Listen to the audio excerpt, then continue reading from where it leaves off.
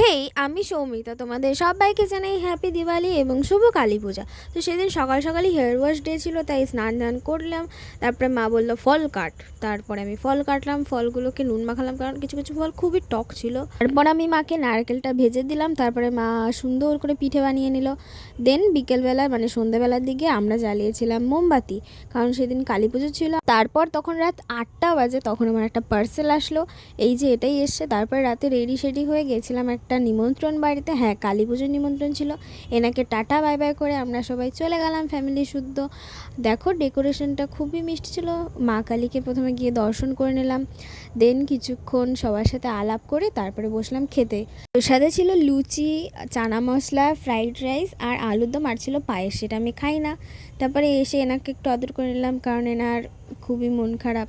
তো দেন face wash করে সোজা চলে গেলাম ঘুমোতে। তো দেখা হচ্ছে তোমাদের সঙ্গে নেক্সট মিনি ব্লগে। টাটা।